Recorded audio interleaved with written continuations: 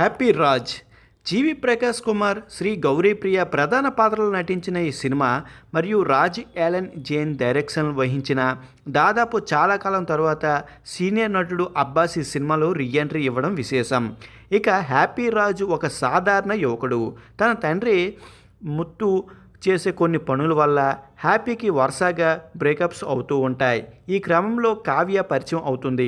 వారిద్దరి పెళ్లికి కుటుంబం అంగీకరిస్తారు. మధ్యలో తండ్రుల మధ్య వచ్చే ఇగో గొడవలు ఎలాంటి మలుపులు తిప్పాయి అనేది ఈ సినిమా కథ.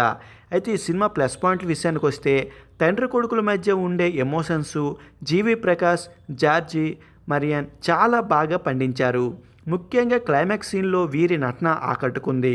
అబ్బాస్ రీఎంట్రీ చాలా గ్యాప్ తరువాత అబ్బాస్ స్క్రీన్ మీద కనిపించడం ఆయన అభిమానులకు మంచి ఫీలింగే ఇచ్చింది.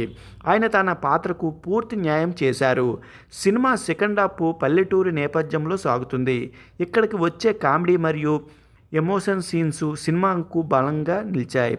ఇక శ్రీగౌరి ప్రియ హీరోయిన్ తన గ్లామరస్తో కాకుండా నటనతో మెప్పించింది. ఇక ఈ సినిమా మైనస్ పాయింట్లకు వస్తే ఫస్ట్ హాఫ్ సినిమా మొదటి భాగం చాలా ల్యాగ్గా కాస్త పాతకాలం నాటి సినిమాగా అనిపిస్తుంది.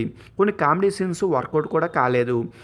సినిమా ఇంకా 159 నిమిషాలు నిడివి ఉండడం వల్ల అక్కడక్కడ సాగదీసినట్లుగా అనిపిస్తుంది. ఎడిటింగ్ ఇంకాస్త పర్ఫెక్ట్గా ఉంటే సినిమా వేరేలాగా ఉండేది.